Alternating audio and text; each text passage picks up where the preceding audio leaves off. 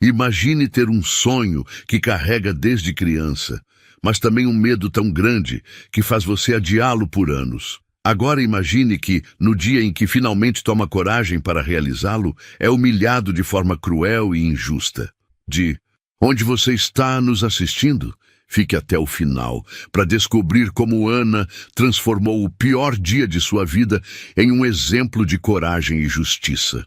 Desde pequena, Ana Luísa tinha um sonho que parecia simples para muitos: voar. Crescendo em uma pequena cidade do interior, ela sempre olhava para o céu e se imaginava acima das nuvens, vendo o mundo lá de cima. No entanto, a ideia de entrar em um avião a assustava profundamente. O medo de turbulências, de quedas e até mesmo do simples barulho da decolagem a paralisava. Esse medo fez Ana evitar qualquer tipo de viagem aérea durante toda a sua infância e adolescência. Amigos e familiares tentaram ajudá-la, mas ela sempre arranjava desculpas para não enfrentar a situação. Até que, aos 19 anos, algo mudou. Ana decidiu que não queria mais que o medo comandasse sua vida. Depois de meses de terapia, muitas conversas com sua mãe e até assistir vídeos sobre como perder o medo de voar, ela comprou sua primeira passagem. Era um pequeno voo para Florianópolis, mas para Ana era como cruzar o oceano. No dia da viagem, Ana chegou ao aeroporto com sua melhor roupa e um sorriso nervoso no rosto. A passagem era como um troféu em suas mãos. Hoje é o dia que eu venço meu medo, pensou. O coração batia mais rápido a cada passo na fila de embarque, mas ela estava determinada.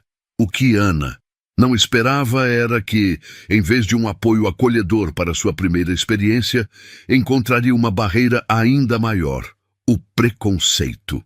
Ana estava na fila de embarque segurando sua passagem com as mãos trêmulas.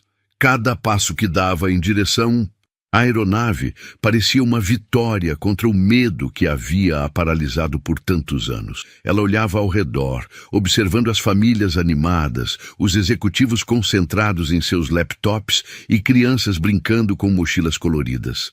Era como se todos ali estivessem completamente à vontade, enquanto ela lutava contra um turbilhão interno. Finalmente chegou sua vez. Ela sorriu timidamente para a comissária de bordo, uma mulher loira de uniforme impecável e postura rígida. Mas, ao contrário do que esperava, não recebeu um sorriso de volta. A mulher olhou para ela de cima a baixo, franzindo a testa como se Ana estivesse fora de lugar. Passagem e documento, disse a comissária em um tom seco. Ana entregou os papéis, tentando não se abalar. Mas o olhar de julgamento da mulher era inconfundível. Ela verificou os documentos com desconfiança exagerada, apertando os olhos como se estivesse procurando um erro. "Esse bilhete é seu mesmo?" perguntou a comissária, como se duvidasse que Ana tivesse condições de estar ali. Ana ficou sem reação por alguns segundos, sentindo as palavras da mulher pesarem mais que o medo do avião. "Sim, é meu", respondeu, a voz quase falhando. "Estranho. Você tem certeza que comprou na classe certa?" A pergunta, cheia de insinuações, foi dita alto o suficiente para que outras pessoas na fila olhassem para Ana. Alguns cochicharam, enquanto outros desviaram o olhar, fingindo não ouvir.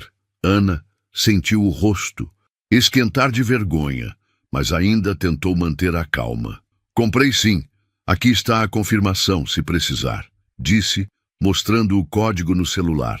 A comissária pegou o celular de Ana com uma certa rispidez e começou a verificar os dados no sistema. Sua expressão mudou para algo entre desdém e irritação, como se estivesse procurando um motivo para negar o embarque. "Olha, eu não sei como você conseguiu isso, mas pessoas como você geralmente não viajam nesse tipo de voo. Tem certeza de que é esse seu lugar?" A frase foi como um soco no estômago de Ana. "Pessoas como você." A mensagem estava clara. Ela estava sendo julgada por sua aparência, por sua cor de pele, e não por quem realmente era. Ana tentou responder, mas sua voz ficou presa na garganta. Sentia um nó no peito, como se todo o ambiente estivesse conspirando contra ela. Alguns passageiros na fila olhavam para ela com pena, outros pareciam querer que a cena terminasse logo para que pudessem embarcar. Foi nesse momento que algo ainda mais chocante aconteceu. A comissária segurou o bilhete de Ana, deu um longo suspiro e, com um movimento rápido, rasgou-o ao meio. Vou precisar que você saia da fila. Não posso deixar qualquer pessoa embarcar assim sem verificar melhor. Ana ficou em choque. Aquela era sua primeira viagem de avião. Aquele era o dia em que ela finalmente enfrentaria o medo que a atormentou por anos. E agora tudo estava sendo destruído por algo que ela nunca poderia controlar: o preconceito alheio. Ana permaneceu parada, sem saber como reagir. Olhava para os pedaços rasgados da sua passagem nas mãos da comissária, enquanto sua mente tentava processar o que acabara de acontecer. A sensação era como se estivesse em um pesadelo, incapaz de acordar. Ela tentou falar, mas sua voz parecia não sair. Sentia os olhares dos outros passageiros pesando sobre ela, como se cada um estivesse julgando, ou pior, ignorando sua dor. Eu comprei essa passagem. Por que você está fazendo isso? Ana finalmente conseguiu dizer, sua voz entrecortada, quase um sussurro. A comissária não demonstrou nenhum sinal de arrependimento. Pelo contrário, cruzou os braços e respondeu com frieza. Como eu disse, não é qualquer um que embarca em nossos voos. Se quiser reclamar, procure a supervisora. Agora, por favor, saia da fila. Ana deu um passo para trás, sentindo os olhos marejarem. Ela olhou para a fila, como se estivesse em busca de apoio, mas a maioria das pessoas desviava o olhar, fingindo que não viam. Apenas um homem, aparentemente na casa dos 40 anos, parecia indignado com o que estava acontecendo. Ei, isso não está certo, disse o homem saindo da fila e se aproximando. Eu estou assistindo tudo, e você está claramente tratando essa jovem de forma injusta. A comissária virou-se para ele, mantendo a expressão dura. Senhor, não se envolva.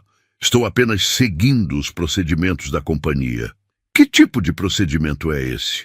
Rasgar a passagem de alguém e humilhar uma pessoa na frente de todos? Retrucou o homem, elevando a voz. Você está sendo preconceituosa e todo mundo aqui viu isso. Ana olhou para o homem com um misto de gratidão e vergonha. Ela não queria causar confusão, mas também não sabia como sair daquela situação sozinha. A comissária, por sua vez, começou a ficar desconfortável. Senhor, se continuar causando tumulto, serei obrigada a chamar a segurança, respondeu a comissária, tentando recuperar o controle da situação. A tensão na área de embarque era palpável. Outros passageiros começaram a cochichar, alguns até tiraram os celulares para filmar. O homem, no entanto, não recuou. Pode chamar quem quiser, mas eu vou registrar isso. Tenho certeza de que a companhia aérea não vai gostar de saber que seus funcionários tratam os clientes assim. Ana, mesmo ainda sem reação completa, sentiu uma pequena fagulha de esperança. Mas, ao mesmo tempo, uma voz dentro dela questionava. Será que isso vai resolver? Ou vai piorar as coisas?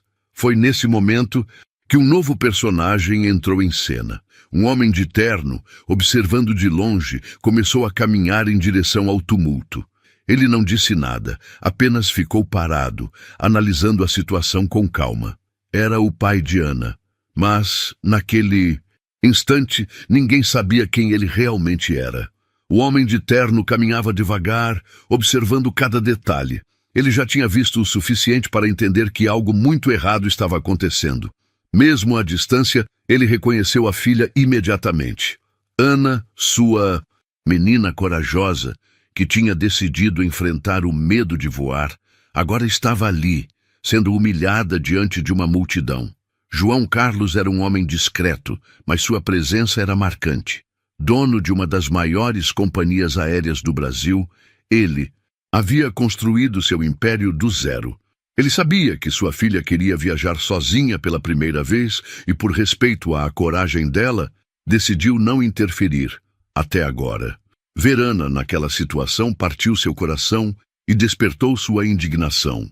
Sem se revelar, João se aproximou lentamente do local, parando próximo à comissária e aos passageiros que assistiam à cena. Ele não precisava dizer nada para que as pessoas percebessem sua autoridade. Sua postura e olhar sério já falavam por si. A comissária, no entanto, estava tão focada em mostrar quem mandava que não percebeu a presença dele.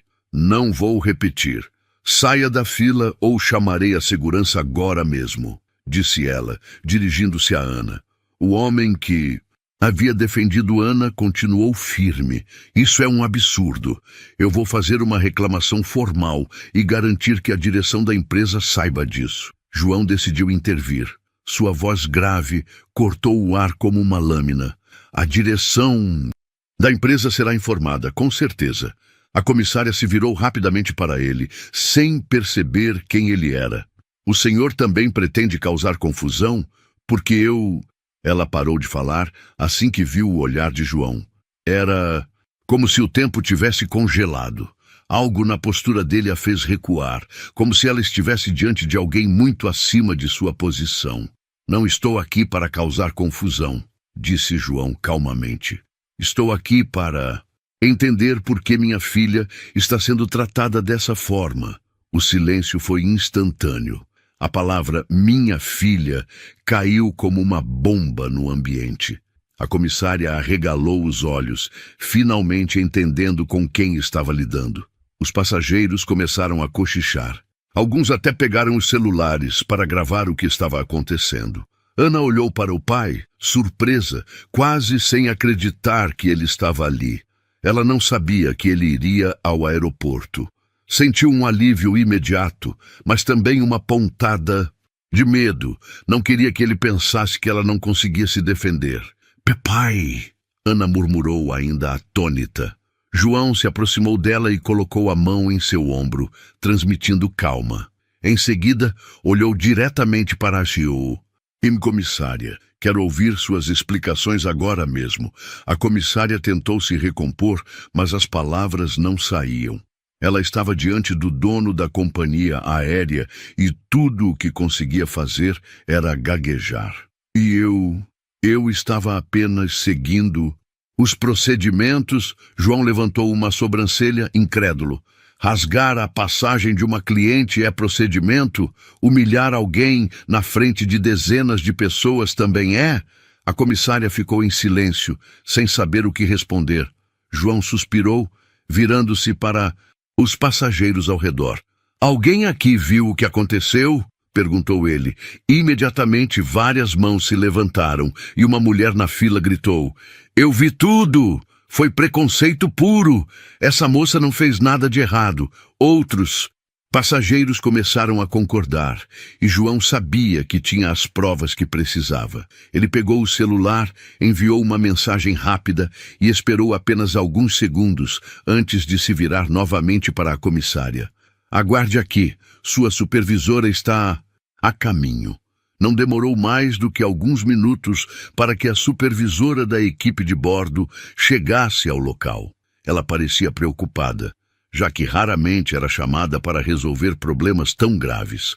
Assim que viu João Carlos, seu semblante mudou completamente. Ela sabia quem ele era e entendia que algo muito sério havia acontecido. Senhor João Carlos, eu não sabia que o senhor estava aqui hoje, disse ela, ajustando rapidamente a postura. Pois agora sabe. Quero que me explique imediatamente o comportamento da sua funcionária. Rasgaram a passagem da minha filha e a humilharam na frente de todos. Isso é aceitável para vocês? A supervisora olhou confusa para a comissária, que estava visivelmente nervosa e com dificuldade de se defender. Eu estava apenas seguindo os procedimentos, começou a gaguejar. Procedimentos? João interrompeu, a voz grave cortando o ambiente. Porque para mim parece que os procedimentos envolvem preconceito, falta de respeito e abuso de autoridade. A supervisora engoliu em seco e virou-se para os passageiros, que agora eram espectadores ativos da situação. Alguém pode me dizer exatamente o que aconteceu?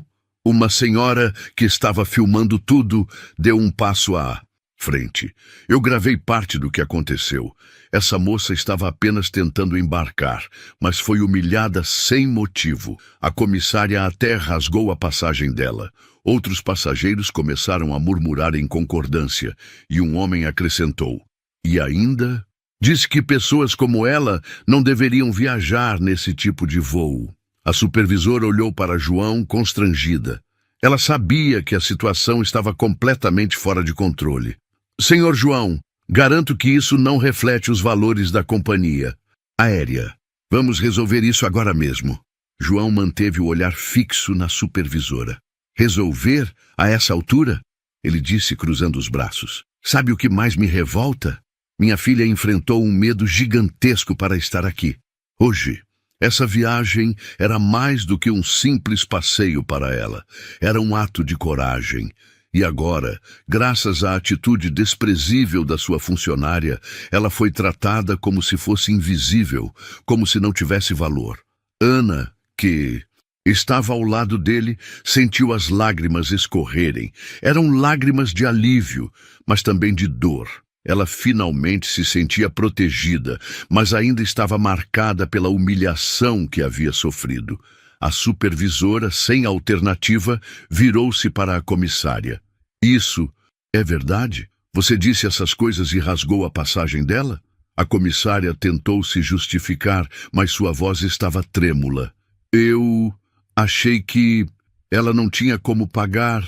Não é o seu papel achar nada." "Achar?" Supervisora cortou com firmeza. "Seu papel é garantir que cada cliente seja tratado com respeito, e você falhou miseravelmente." João, mantendo a calma, deu o golpe final. "Já tomei minha decisão. Ela está demitida. Agora." A supervisora hesitou por um momento, mas sabia que não podia contestar. "Está certo. A partir de agora você não faz mais parte da nossa equipe. Por favor, se retire." A comissária olhou ao redor, em choque. Não podia acreditar no que estava acontecendo. Mas ninguém a defendeu. Sem dizer mais nada, ela pegou suas coisas e saiu rapidamente, evitando qualquer contato visual com os passageiros. Com a situação finalmente resolvida e a comissária de bordo afastada, o ambiente parecia respirar novamente. Ana ainda estava visivelmente abalada, mas o olhar firme e acolhedor de seu pai ao seu lado lhe dava forças. Ela sabia que aquele dia jamais seria esquecido, mas também entendia que, com todo o caos, algo maior havia acontecido. Ela não estava sozinha. João Carlos virou-se para a supervisora mais uma vez. "Quero que fique registrado que minha filha passou por tudo isso em um dia que deveria ser especial para ela, mas vou garantir que essa experiência sirva para mudar algo dentro da empresa. Preconceitos como esse não têm espaço aqui. Entendido?" A supervisora assentiu rapidamente. "Com certeza, Sr. João. Vamos rever toda a nossa política e treinamento para evitar qualquer situação semelhante." "Ótimo." Ele respondeu, virando-se para Ana. "E agora vamos fazer o que você veio aqui para fazer. Realizar seu sonho." Ana olhou para o pai, surpresa. "Você ainda quer que eu viaje? Depois de tudo isso?" "É justamente por isso que você precisa viajar," ele respondeu, sorrindo com ternura. "Você enfrentou um medo enorme para estar aqui hoje. Não deixe que a atitude de uma pessoa destrua tudo pelo que você lutou." As palavras dele ecoaram no coração de Ana. Ela respirou fundo, enxugou as lágrimas e segurou firme a nova passagem que a supervisora entregara. Era como um símbolo de sua vitória, não só contra o preconceito, mas também contra os próprios medos. Quando finalmente embarcou no avião, acompanhada pelo pai, Ana sentiu uma mistura de ansiedade e alívio. O som dos motores, que antes parecia tão assustador, agora era quase reconfortante. Sentada à janela, ela olhou para o céu e sorriu. Estava prestes. a voar pela primeira vez, e nada poderia tirar esse momento dela. Enquanto o avião subia, João olhou para Ana e segurou sua mão. Sabe, filha, o que aconteceu hoje foi difícil, mas quero que você tire uma lição disso. Não importa o que digam, nunca deixe ninguém te convencer de que você não merece estar em algum lugar. Ana sorriu e assentiu, sentindo o coração mais leve. Lá do alto, olhando as nuvens pela janela, ela percebeu que, mesmo diante das dificuldades, tinha alcançado algo que sempre sonhou. A humilhação e o preconceito que enfrentara não definiriam quem ela era. Pelo contrário, só a tornaram mais forte. O vídeo termina com João fazendo um discurso poderoso, gravado por um passageiro e compartilhado nas redes sociais. Não importa sua cor, seu gênero ou de onde você veio, todos merecem respeito. Que este episódio sirva como um lembrete de que o preconceito não tem lugar em nossa sociedade. Desde que a favela era só barro e casas de madeira improvisadas, Mariana morava lá. Viu cada viela ser erguida, cada barraco se tornar parte do labirinto caótico que um dia chamariam de morro. A favela nunca foi livre. Desde sempre era cercada pelos traficantes. Aqueles moleques cresceram assim. Depois foram os próprios policiais que tomaram tudo e viraram os novos donos do crime. Agora, milicianos controlavam cada pedaço daquela terra e quem não seguia as regras pagava o preço. Uma dessas era clara: proibido macumba no morro. E coisas semelhantes. Mariana sabia disso, já tinham avisado. Mas aquilo não era algo que ela fazia por hobby ou diversão. Era um processo, um caminho sem volta, um pacto que exigia continuidade. Pelo menos naquele momento ela não podia parar. Até que descobriram. Os vizinhos espiaram seus rituais pelas frestas das janelas, curiosos com os barulhos, e os boatos se espalharam mais rápido que fogo em mato seco. Quando os milicianos souberam que era Mariana, não deram chance. Ela era esperta suficiente para entender o que não podia. Foi um triste espetáculo. Jogaram suas coisas na rua, rasgaram suas roupas, cuspiram no chão e riram dela. Um policial da milícia disse que era um aviso. Vá embora e não volte. Essa casa não é mais sua. Mariana não implorou, não chorou, não gritou.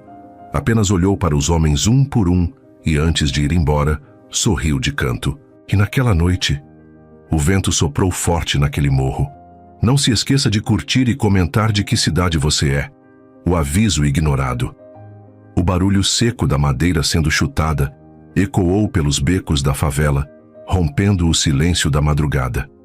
A porta do barraco de Mariana tremeu com a pancada, mas resistiu. Do lado de dentro ela já estava acordada, sentada em um tapete fino no meio da sala, cercada por velas quase apagadas, sentiu o peso daquele momento antes mesmo dele acontecer. Outro chute, mais forte. Abre essa porta, Mariana. A voz carregava impaciência e desprezo. Ela suspirou devagar, fechando os olhos e respirando fundo, mas não se moveu de imediato. Do lado de fora, os 3 homens esperavam, impacientes, todos fardados, todos armados com fuzis. Os milicianos controlavam tudo no morro. Quem podia vender, quem podia comprar, quem morava ali e quem não. Eles que vendiam o gás e a internet e todos ali tinham que comprar. Eles eram a lei e a justiça, ditavam as regras. E não tinha como não seguir. Última chance, ou abre ou vou quebrar tudo, disse um deles. Mariana abriu os olhos devagar. O pavio da vela mais próxima tremulava. O cheiro de cera queimada misturava-se ao da terra úmida que invadia o barraco pela janela entreaberta. Com calma ela se levantou. A madeira velha do chão rangeu sob seus pés descalços. O vestido solto acompanhou seus movimentos enquanto ela cruzava a sala até a porta. Antes de abrir, olhou para os santos no altar improvisado e murmurou algo baixinho. Depois, sem pressa, girou a maçaneta.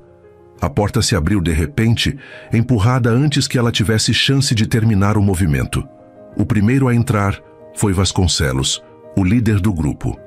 Baixo, atracado, barriga de chope e uma corrente de ouro pendurada no pescoço. O tipo de homem que gostava de ser temido. Atrás dele vieram Santos e Galo, ambos carregando aquele olhar de quem já não se incomodava em fazer coisas que ninguém mais faria. Mariana deu um passo para trás, deixando que entrassem. Vasconcelos analisou o barraco como se estivesse inspecionando mercadoria vencida. Os olhos passaram por cada canto, observando os restos dos rituais da noite anterior. As velas gastas, as fitas coloridas jogadas no chão, a oferenda ainda intocada num prato sobre o pequeno altar. Ele franziu o senho, demonstrando nojo. Caramba, Mariana, tu não entendeu o recado, cara? Ela não respondeu, apenas cruzou os braços esperando. Santos se encostou na parede, mastigando um palito de dente. Galo, o mais jovem, caminhou até o altar e cutucou o prato com a ponta da bota. Era novo, mas já estava afundado até o pescoço naquele tipo de vida. Que mer... é essa? Ele murmurou, chutando o prato para longe. O barulho ecoou no barraco. Mariana não se moveu, nem mesmo piscou. Vasconcelos se aproximou, ficando a poucos centímetros dela. O cheiro forte de cigarro e suor emanava da farda aberta no peito. A gente já avisou 1000 vezes, né? Falamos que é proibido esse tipo de coisa. Tu tá querendo testar a paciência da gente? Mariana sustentou o olhar. Isso não diz respeito a vocês. A risada seca dele veio como um tapa. Santos e Galo riram juntos, como se aquela resposta fosse um absurdo. Ah, não?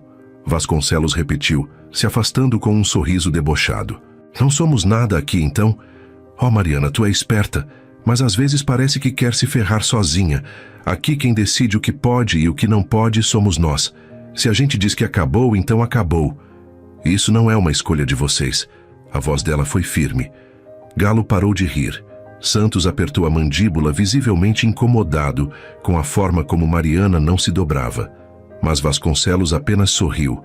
Gostava do jogo. Gostava de mostrar que estava no controle. Então tu tá me dizendo que não vai parar? Ela não respondeu. Ele suspirou, estalando a língua contra o céu da boca. Beleza. Então vai ser o seguinte. Foi tudo muito rápido. Num movimento automático, Santos avançou e segurou Mariana pelo braço, puxando-a com força. Ela tentou se soltar, mas Galo já estava do outro lado, segurando-a pela cintura. Joga tudo dela na porta, Vasconcelos ordenou. Ela foi arrastada para fora do barraco com brutalidade, sentindo os pés raspando contra a madeira e depois contra a terra fria do lado de fora. O sol ainda nem havia nascido por completo, mas algumas janelas se abriram na favela. Olhos espiavam das frestas. Ninguém interviria. Ninguém nunca intervia. Essa porcariada dela também, tudo pra fora. Vasconcelos gritou para alguém dentro do barraco. Santos apareceu na porta jogando tudo sem pena. Pronto. Agora você tá corrida. Mariana se levantou devagar. Os joelhos doíam, os braços ardiam dos puxões, mas ela não demonstrava nada. Apenas limpou a poeira do vestido e ergueu o olhar para Vasconcelos. Ele sorriu. Agora tu entendeu quem manda aqui, né? Ela continuou em silêncio. Vasconcelos cruzou os braços, irritado com a falta de reação. Ele gostava de ver medo, gostava de ver desespero, mas Mariana só o olhava, como se não desse importância. Aquilo o incomodou. Ele estendeu a mão e arrancou o colar que ela usava no pescoço. Sem valor nenhum para ele. Essas merdas aqui não servem para nada. Tua macumba não tem poder de pôr nenhuma aqui, disse, antes de jogar o colar no esgoto aberto ao lado. Foi a primeira vez que viu algo nos olhos de Mariana. Não foi medo, não foi raiva, foi algo que Vasconcelos não conseguiu decifrar. Agora vai, ele cuspiu no chão. E se eu te ver nesse morro de novo, não vai ter segunda chance. Mariana não disse nada. Apenas abaixou os olhos por um instante e antes de se virar sorriu de canto. Então, sem pressa, ela começou a caminhar. O sol já começava a surgir no horizonte quando Mariana desapareceu no fim da viela, carregando apenas o básico e a roupa do corpo. Na entrada do barraco, Vasconcelos esfregou a testa e suspirou. Bora entrar, essa casa agora é nossa. Ele foi o primeiro a cruzar a porta. Santos e Galo vieram logo atrás, ainda rindo. Mas do lado de fora, o vento soprou forte no morro. Eles deram sorte por enquanto. Ao entrar, Vasconcelos sentiu um calafrio e parou de andar, franziu a testa. Santos chegou atrás dele devagar, analisando tudo em volta com os olhos semicerrados. Galo engoliu seco. Um silêncio desconfortável tomou o lugar. Que barraco estranho, Santos rosnou. Galo coçou a nuca. Foda-se, já estamos perdendo tempo aqui. Agora que eu lembrei que temos que fazer a ronda lá no bairro Catedral, cobrar os otários que estão devendo e ver o carregamento novo. Aquela frase quebrou a tensão, era verdade. Eles tinham mais o que fazer. Vasconcelos foi o primeiro a sair, empurrando a porta e pisando no chão de terra batida da favela. O vento ainda soprava leve, a manhã começava quente. Bora, bora. Essa porra dessa casa agora é nossa, depois a gente vê isso. Santos e Galo o seguiram. Nenhum deles olhou para trás. E a porta se fechou sozinha, sem que ninguém percebesse. O dia corrido. A vida na favela continuava. Os três seguiram pela viela principal, com seus coletes à mostra e fuzis encostados no peito, caminhando com a tranquilidade de quem sabia que mandava ali. Foram atrás dos comerciantes que deviam dinheiro, invadiram bares clandestinos, ameaçaram alguns donos de boca, que tentavam operar sem pagar a taxa de segurança. Era assim que funcionava. Naquele dia, expulsaram 2 famílias de barracos que estavam ocupando território sem pagar. Num dos becos, surraram um moleque que se recusava a entregar uma moto roubada. No fim da tarde, Vasconcelos e Santos foram até um velho armazém negociar uma carga de cigarro e bebida falsificada. A favela era um mercado, e eles eram os donos. O dia foi passando sem que nenhum deles pensasse mais no barraco. Até que a noite chegou. Foi só quando sentaram para beber em um bar improvisado no alto do morro que Galo soltou sem pensar. E aí, vamos ajeitar aquela casa ou não? Santos, que bebia um copo de cerveja morna, olhou para ele e riu. Já quer dormir lá, folgado? Vasconcelos acendeu um cigarro e soltou a fumaça devagar, analisando a ideia. A gente precisa de um lugar só nosso. Se organizarmos aquele barraco direito, dá para fazer um QG bom ali. Santos balançou a cabeça. Não sei não. É só um buraco sujo. Vasconcelos deu um gole na cerveja e olhou para a favela lá embaixo. As luzes piscavam como vagalumes na noite quente. Se limparmos e botarmos uns móveis bons, já vira um lugar para a gente dormir e guardar coisas sem depender de ninguém. Fazer reuniões. Galo assentiu. Faz sentido. O líder da milícia terminou o cigarro e esmagou a bituca no chão. Então vamos lá. Os três se levantaram, ajustaram as armas e começaram a descer pela viela, voltando para o barraco. Foi a pior decisão que poderiam ter tomado. O morro estava estranho naquela noite. As ruas estavam mais vazias do que o normal. Até os bêbados e os viciados que costumavam perambular pelos becos pareciam ter desaparecido. Vasconcelos sentiu algo diferente no ar, mas não falou nada. Nem Santos, nem Galo. Ninguém queria admitir que havia alguma coisa errada. Eles seguiram pelo beco mais estreito, o que levava direto ao barraco que antes era de Mariana. E foi quando perceberam. As luzes da casa estavam acesas, mas eles tinham certeza que tinham deixado tudo apagado. Santos puxou a arma do coldre. Quem é maluco de estar ali dentro? Galo franziu a testa. Será que a vaca voltou? Vasconcelos apontou o fuzil para frente e apertou os dentes. Se ela tiver voltado, vai sair de um jeito que não volta mais. A casa parecia diferente de longe. As paredes estavam mais escuras, como se estivessem sujas de algo que não estava ali antes. A porta estava entreaberta. Vasconcelos chutou de uma vez, abrindo o caminho. O barraco estava normal, mas ao mesmo tempo não estava. O cheiro do ambiente não era o mesmo. Era denso, estranho, abafado, como se o ar estivesse preso. Os móveis estavam no mesmo lugar, mas as sombras pareciam estar no lugar errado. Santos passou a mão na testa, suando. Tá quente demais aqui dentro. Galo fechou a porta atrás deles e riu, tentando disfarçar o desconforto. Acho que Mariana deixou o fogaréu dela aqui. Vasconcelos largou o fuzil sobre a mesa e estalou o pescoço. Bora ajeitar isso logo.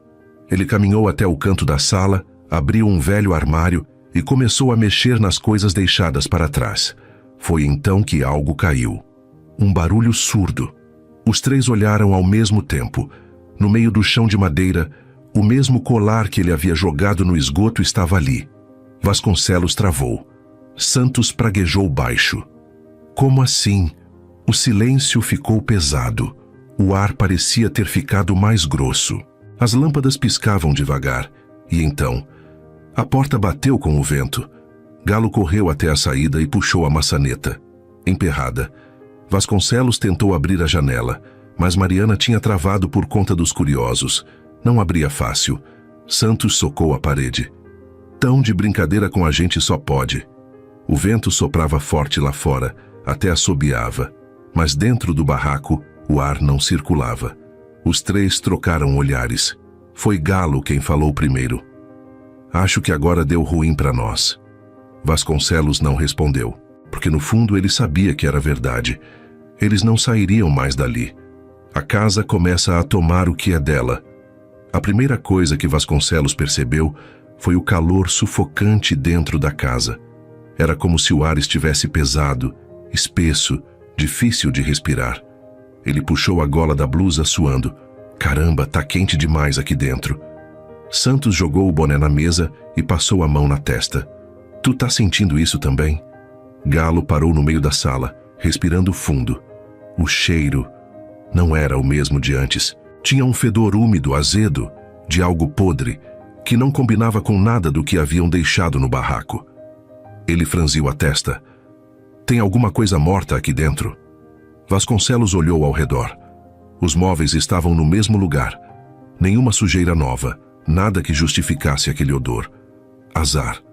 Bora ajeitar. Ele se abaixou para pegar um caixote de madeira encostado na parede, mas no momento que tocou na madeira, sentiu como se tivesse metido a mão em carne viva. Era quente, pulsante. Ele afastou a mão no mesmo instante, um choque subindo por seu braço. Santos percebeu. Que foi isso? Vasconcelos ficou em silêncio por um segundo. O caixote parecia normal. Ele respirou fundo. Nada. Vamos logo com isso. Se abaixou de novo e pegou a caixa. Dessa vez nada aconteceu, mas não foi só ele que percebeu a estranheza. Santos passou pelo corredor estreito que levava ao fundo do barraco. Ia abrir a porta do banheiro quando ouviu algo arranhando do outro lado. Parou na hora. Olhou para trás, mas Galo e Vasconcelos estavam ocupados jogando entulho para um canto. Ficou parado por alguns segundos, apenas ouvindo. Raspa, raspa, raspa. Era baixo, quase como se algo estivesse passando unhas no outro lado da porta. Um arrepio subiu por sua espinha. Ele agarrou o cabo do fuzil e, num movimento rápido, abriu a porta com força. Nada. O banheiro estava vazio, a privada encardida, o espelho trincado, o mesmo barraco sujo de sempre. Santos franziu o senho, sentindo-se um idiota. Porra! Balançou a cabeça, tentando afastar aquele incômodo inexplicável. Fechou a porta e voltou para a sala. Mas quando saiu do corredor, Galo e Vasconcelos não estavam mais lá. A sala estava vazia. Por um instante, Santos congelou. Ei? Nenhuma resposta. O barraco estava silencioso demais. Ele girou nos calcanhares, confuso. Eles tinham acabado de estar ali. Vasco? Galo? Só o silêncio. Só o barulho da própria respiração ecoando dentro daquela casa apertada. Ele andou rápido até a porta. Tentou abrir. Fechada. Forçou a maçaneta. Não abriu. O coração bateu mais forte. Que mer... é essa? Ele virou-se tentando processar aquela sensação. Mas foi aí que notou. O barraco não era mais o mesmo. As paredes, elas estavam mais longe. Antes a casa era pequena, apertada, sufocante. Agora parecia maior. O teto parecia mais alto. O corredor, mais longo. As sombras, mais profundas. Algo não estava certo. E então Santos viu, olhando para ele de dentro do espelho trincado do banheiro, a silhueta, parada, observando, e sorriu. O grito de Santos ficou preso na garganta. Ele se virou de uma vez para sair correndo, e então... Santos, vai demorar aí? A voz veio da porta. Santos congelou, pestanejou. O barraco estava normal. Galo e Vasconcelos estavam na sala, olhando para ele como se nada tivesse acontecido. O corredor parecia pequeno de novo. Ele piscou rápido, tentando entender. Galo ergueu uma sobrancelha. Que foi? Parece que viu fantasma. Santos limpou o suor da testa. Aquilo não tinha sido um sonho, mas... como diabos o barraco podia ter voltado ao normal? Ele olhou para o banheiro de novo. O espelho só refletia a própria imagem agora. Engoliu em seco. Nada. Vamos logo terminar isso aqui. E, sem dizer mais nada, voltou para a sala. Dessa vez, Vasconcelos, que também começou a sentir. Já fazia quase meia hora que estavam ali, revirando as coisas, quando percebeu que não ouvia mais os sons do morro. Não havia mais motos passando. Não havia mais vozes. Não havia mais nada lá fora. Ele caminhou até a janela e olhou para fora. O beco estava vazio. As vielas não pareciam normais. Pareciam longas demais. Como se a favela tivesse se esticado para longe. Quimer. Mas, antes que pudesse terminar a frase, a lâmpada da sala estourou. O estalo ecoou pelo barraco, jogando-os no escuro. Galo xingou alto. Vasconcelos sacou o celular e ligou a lanterna. O feixe de luz cortou a escuridão. O chão estava sujo, muito mais do que antes. Manchas escuras se espalhavam pela madeira. Pareciam pegadas. Vasconcelos seguiu o rastro com a lanterna. Os passos iam até a porta, mas não as pegadas deles. Eram pegadas descalças. Tem alguém aqui. Ele rosnou, cerrando os dentes. O barraco pareceu respirar. Galo pegou o fuzil com mais firmeza. Que merda é essa, Vasco? Quem entrou aqui? Santos estava calado, ele sabia. Aquilo nunca tinha saído dali. A lanterna de Vasconcelos piscou. E então, algo caiu no meio da sala. Os três se viraram na hora. Era o colar de Mariana de novo. Ele gelou. Isso não é possível. A lanterna apagou. O vento do lado de fora parou. E pela primeira vez na vida, Vasconcelos teve medo de verdade. Ele tentou pegar o colar do chão. Mas quando seus dedos tocaram, o barraco inteiro tremeu. A porta do quarto bateu com um estrondo. O fôlego deles congelou no peito. O silêncio que veio depois foi pior que qualquer barulho. E então, uma risada, baixa, feminina, atrás deles. Os três giraram ao mesmo tempo. O corredor parecia mais fundo, como se levasse a um lugar que não existia antes. 3 homens presos numa casa? O silêncio parecia vivo. Os 3 permaneceram imóveis, os olhos fixos no corredor que agora parecia mais longo, mais fundo, mais errado. O fuzil nas mãos de Vasconcelos parecia leve demais, como se segurasse algo inútil. A risada continuava ali, baixa, feminina. O peito de Galo subia e descia depressa. O que foi isso? Santos deu um passo para trás. Vasconcelos tentou manter o controle. Tá de sacanagem, mas nem ele acreditava no que dizia. Santos olhou para a porta. Vamos sair daqui. Ele correu até a porta da frente e agarrou a maçaneta. Girou. Nada. Girou de novo. Travada. Caramba, Galo, tá trancada! Ele gritou, puxando com força. Galo correu para uma das janelas tentando forçar. Também não abria. Os 3 perceberam ao mesmo tempo. A casa não deixava mais. A risada ecoou pelo barraco. Vasconcelos apontou a arma para o corredor escuro. Sai para fora, quem tá aí? Santos continuava tentando abrir a porta. E então, uma batida absurda na porta os fez pular. Galo arregalou os olhos. Tem alguém lá fora? Santos ficou pálido. Vasconcelos deu um passo à frente, as mãos apertando o fuzil. Quem tá aí? A porta tremeu com força. E então, silêncio. Santos encostou o ouvido na madeira, a respiração entrecortada. Nada. Nenhum barulho do lado de fora. E então, mais uma. A batida veio do outro lado, de dentro da casa. Os 3 se viraram na hora. Alguém estava no corredor. Galo engoliu seco. Vasconcelos viu. A silhueta, parada no fim do corredor. Estava parada, observando.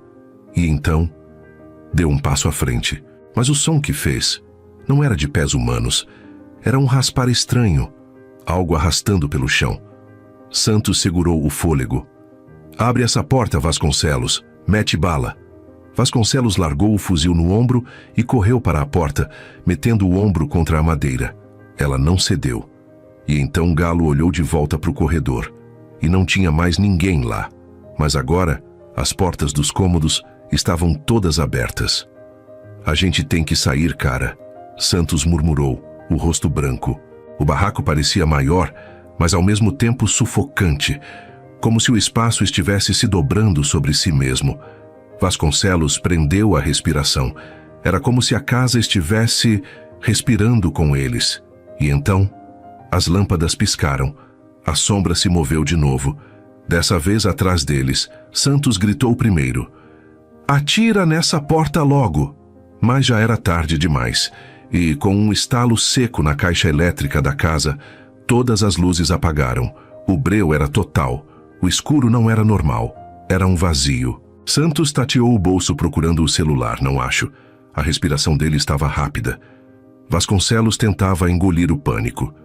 E então, uma voz veio de todos os cantos ao mesmo tempo. Não era para ser ela. Galo tremeu. O que você quer? A resposta veio no ouvido dele, sussurrada, fria. Vocês trocaram de lugar com ela. O silêncio foi pior do que qualquer grito. Santos sentiu as pernas travarem. Vasconcelos respirava rápido. Galo se encolheu, sentindo algo rastejar perto do pé. Ele não quis olhar. Isso não é real, murmurou Vasconcelos, fechando os olhos. Mas então, algo agarrou seu tornozelo e puxou. Ele caiu no chão. Santos puxou a arma, atirando para o escuro. O clarão do tiro revelou por um segundo as paredes, cobertas de algo que parecia carne viva. Os olhos de Vasconcelos se arregalaram. Isso não é um barraco. Galo engoliu seco. Então o que é? Vasconcelos percebeu. É uma boca. Santos piscou rápido, confuso. E o quê? Vasconcelos se arrastou para trás. Essa porra não é uma casa. Ele olhou para o teto. Parecia pulsar. E eles estavam ali dentro. Algo murmurou no ouvido de Galo. Não era para ser ela. E então, a voz mais grossa. Era para ser vocês. O barraco tremeu inteiro. As sombras se moveram. E de repente, o corredor ficou pequeno de novo. A porta estava aberta. Santos olhou para Vasconcelos e Galo. Corre! E os três dispararam para fora da casa. Quando Vasconcelos pisou fora da casa, tudo pareceu voltar ao normal. A favela, as luzes, o cheiro de esgoto e cigarro. Ele respirou fundo, os pulmões queimando. Galo caiu no chão, as mãos no rosto. Santos só olhava para a casa. A casa parecia a mesma, mas eles sabiam que não era. Santos olhou para os amigos. A gente não pode voltar. Galo tremia. Essa porra é amaldiçoada. Vasconcelos fechou as mãos em punhos. Eles trocaram de lugar e sabiam que, se voltassem, não sairiam mais. A voz ainda ecoava dentro da mente de Santos. Era para ser vocês. Ele olhou para o beco, para a viela escura, e então, finalmente entendeu. Eles tinham sido enganados, e agora estavam marcados. Eles teriam medo de voltar lá? O vento quente da madrugada soprava pela favela, enquanto Vasconcelos, Santos e Galo caminhavam apressados, tentando deixar para trás a sensação sufocante daquela casa. Nenhum dos três falava nada. Não tinham o que dizer. A mente girava, confusa, tentando justificar o que aconteceu. O barraco era um buraco sujo como qualquer outro. Mas por que parecia diferente? Porque o tempo dentro dele parecia errado. Eles não sabiam. E não queriam saber. A única coisa que importava era que tinham saído dali. Santos olhava por cima do ombro a cada 5 passos, como se algo fosse puxá-los de volta. Os fuzis tinham ficado para trás e eles nem pensaram em voltar para buscar. O suor escorria pela testa. O que foi aquilo? Galo quebrou o silêncio, a voz baixa e irritada. Ninguém respondeu. Ele chutou uma pedra no chão, respirando fundo. Foi só coisa da nossa cabeça. Vasconcelos disse, depois de um tempo. Calor, cansaço? Esse morro é um lixo. Santos passou a mão na cara, tentando ignorar a tensão nos ombros. A gente já viu coisa demais para saber que isso aí não foi da nossa cabeça. Galo bufou. Já, claro. Agora vocês dois são os especialistas em feitiçaria. Vocês sabem que essas merdas só acontecem para quem acredita, né? Santos parou no meio da viela, virou-se devagar. E você acha o quê? Que foi o quê? Galo deu um passo para frente. Eu acho que a gente entrou num buraco fedorento e ficou nervoso à toa. Eu acho que Mariana fez a gente de trouxa. Então por que você não dorme lá hoje? Vasconcelos provocou, apertando os olhos. Galo abriu a boca para responder, mas não respondeu. Os três se encararam por alguns segundos. Então, sem dizer mais nada, voltaram a andar. O assunto morreu ali, mas o medo ficou. O dia seguinte começou como qualquer outro, como se nada tivesse acontecido. Vasconcelos, Santos e Galo seguiram a rotina como sempre. Arrecadaram dinheiro das barracas, ameaçaram alguns comerciantes, fizeram reuniões com parceiros da milícia. Essa semana, a favela está tranquila, disse um dos informantes no final da tarde. Mas ouviram um boato de que a Polícia Federal está olhando para o morro. Eles sempre olham. Vasconcelos respondeu distraído, mexendo no telefone. Santos se recostou na cadeira velha do bar onde estavam sentados, bebendo cerveja morna. Mas e aí, voltamos lá ou não? Galo riu. Vocês estão mesmo nessa? Vasconcelos terminou o cigarro, amassando a bituca na mesa. A gente deixou nossas armas lá. Santos soltou um suspiro pesado. É muito dinheiro, temos que voltar. Galo revirou os olhos. Então bora. Se a gente ficar nessa de que o barraco tá assombrado, só vai dar razão pra fofoca de velha. Vamos lá, pegamos e boa. Vamos pôr na mão de alguém para negociar aquela porcaria pra gente. Vasconcelos olhou para o céu escurecendo. Bora. Os três se levantaram. Dessa vez, eles não sairiam de lá tão fácil. Quando chegaram ao beco onde ficava o barraco, o ar estava diferente. Era difícil explicar. Não era mais frio do que o normal. Não era mais escuro do que o normal. Mas parecia que a favela inteira evitava aquela viela. As luzes fracas dos postes jogavam sombras tortas no chão. As casas vizinhas tinham as portas fechadas. O barraco de Mariana estava logo à frente, com a porta encostada. Exatamente como eles deixaram. Vasconcelos foi o primeiro a se aproximar. O fuzil preso no peito, os músculos tensos. Santos parou ao lado, respirando fundo. Galo entrou primeiro, rindo. Bando de cagão, tá tudo igual, ó. E então ele parou. Os outros entraram logo atrás. O barraco estava igual. E não estava. As coisas estavam no mesmo lugar. As cadeiras, os caixotes, os restos do que Mariana deixou para trás. Mas o cheiro estava pior. Uma mistura de mofo, terra e algo mais. Algo que nenhum deles conseguia explicar. Santos engoliu seco. Vamos rápido com isso. Eles começaram a organizar o espaço. Pegaram os móveis quebrados e empilharam num canto. Vasconcelos começou a procurar as armas, e foi nesse momento que Galo viu. No chão, debaixo da mesa, o colarzinho de miçangas. Ele franziu a testa reconhecendo. Que merda! Pegou o colar. Mostrou para os outros. Olha isso aqui. Santos e Vasconcelos olharam. Os três sabiam o que era. O mesmo colar. De novo. Era a terceira vez. Mas não deveria estar ali.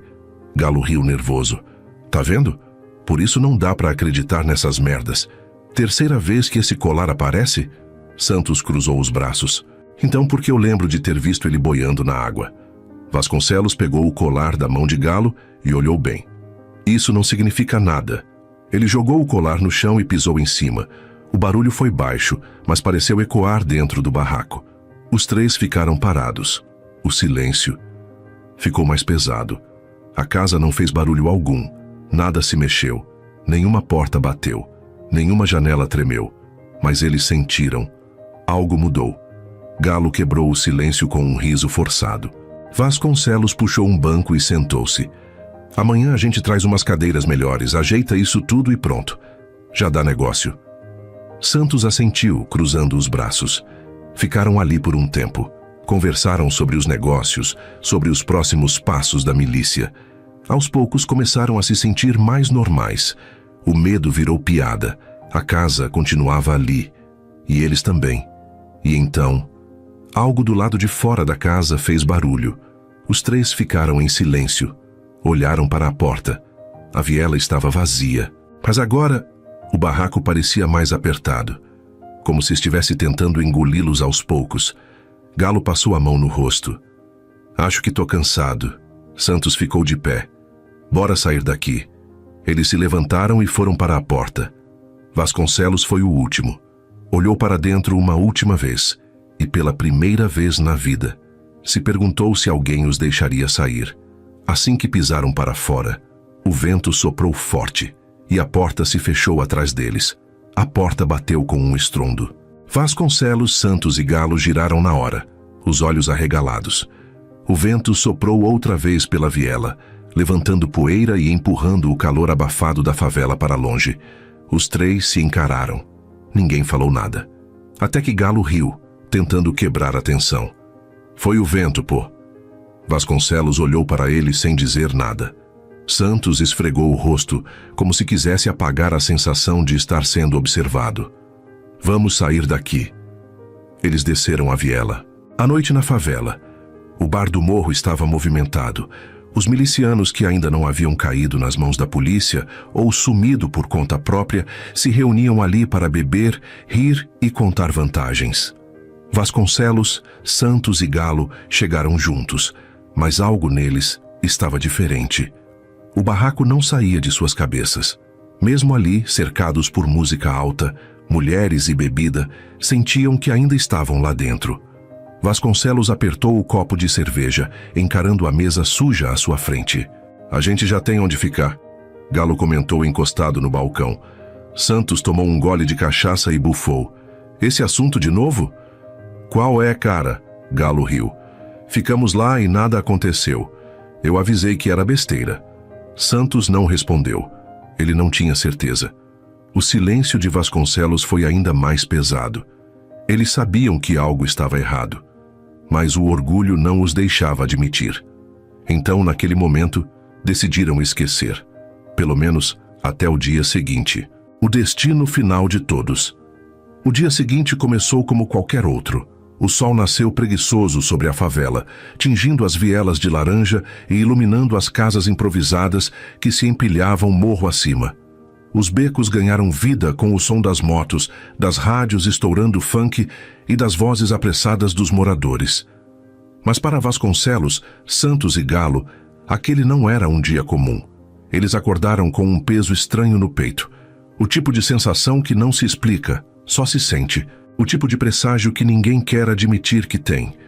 A noite anterior havia sido cheia de excessos, bebida, risadas, provocações. Mas nenhum deles conseguiu esquecer o que aconteceu no barraco. Nenhum deles dormiu tranquilo. Ainda assim, tinham um plano de destino para o barraco. A verdadeiro preço. Amanhã foi como qualquer outra. Eles rodaram o morro, fizeram suas cobranças, coletaram dinheiro dos comerciantes. A milícia funcionava como sempre. Mas o destino já estava traçado. No fim da tarde, receberam a informação de que um grupo rival havia avançado sobre uma das bocas da favela. Uma emboscada, algo rápido. Se eles não agissem, perderiam território. Partiu. Vasconcelos ordenou, pegando o fuzil. Eles não pensaram duas vezes. Os três subiram na moto e seguiram para a entrada do morro, onde o tiroteio já havia começado. Os estalos das balas cortavam o ar quente da favela. Vasconcelos foi o primeiro a descer da moto e disparar contra o grupo rival. Santos e Galo vieram logo atrás, as armas cuspindo chumbo quente pelo beco estreito. Os tiros ricocheteavam pelas paredes. O cheiro de pólvora e sangue se misturava ao ar. Mas eles não perceberam. Não perceberam que, desde o primeiro disparo, estavam marcados. Galo foi o primeiro a cair, uma bala certeira no peito. Seu corpo tombou no chão de terra batida, os olhos arregalados para o céu. Santos foi o segundo. Tentou recuar, tentou correr, mas uma rajada de fuzil rasgou seu abdômen. Caiu de joelhos, tossindo sangue. Vasconcelos lutou mais. Atirou até a última bala, praguejando, xingando. Tentou correr, mas foi atingido nas costas. O líder da milícia caiu, ofegante, os olhos vidrados. E, então, veio o silêncio. O beco ficou vazio. A troca de tiros cessou. E ninguém se aproximou para socorrê-los. Ninguém tentou ajudar. A milícia estava ruindo. E eles eram só mais 3 corpos no chão. O que a casa quis, ela tomou. A notícia se espalhou rápido pelo morro. No fim da tarde, o sangue de Vasconcelos, Santos e Galo já manchava o asfalto. Eles caíram como qualquer outro que escolhe esse caminho. Corpos cravados de bala, os olhos vazios olhando para o céu escuro. A milícia se reestruturaria, os negócios continuariam e em poucos meses ninguém mais falaria deles. Assim era a favela, assim era o jogo. Mas uma coisa ninguém conseguia explicar. O barraco ainda estava lá, e ninguém ousava entrar. O vento levou o que era dele. Mariana ficou sabendo. A favela inteira cochichava. Alguns diziam que foi azar, outros que foi a polícia. Mas Mariana sabia. Ela soube no instante em que pisou naquela viela de novo. O ar estava mais leve. O morro estava em paz. Ela caminhou devagar, sentindo o vento quente deslizar pela pele. O barraco estava logo ali, intacto, de portas fechadas. Exatamente como deveria estar. Quando Mariana parou diante dele, não precisou bater, não precisou perguntar. Girou a maçaneta, a porta abriu sem esforço, e tudo estava como antes. O cheiro da casa era o mesmo, o altar ainda no canto, os móveis exatamente onde ela lembrava. Era como se nunca tivessem mexido ali. Mariana caminhou até o centro do cômodo, observando o ambiente. O colar que Vasconcelos jogou fora tantas vezes estava lá, no mesmo lugar. Ela pegou o objeto entre os dedos, sorriu de leve. Eu disse, os dias se passaram, a favela seguiu sua rotina, mas ninguém nunca mais tocou naquele barraco. A história dos 3 milicianos virou lenda. Uns diziam que foi azar, outros que foi castigo. E Mariana? Ela só vivia, do jeito que sempre viveu, na casa que nunca deixaria de ser dela, porque algumas casas escolhem seus donos, e algumas coisas nunca podem ser roubadas. Agora você o que me diz?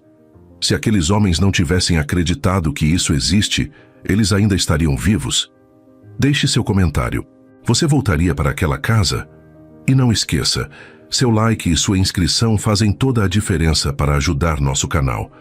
O conteúdo é fictício e não reflete a realidade ou incentiva comportamentos negativos.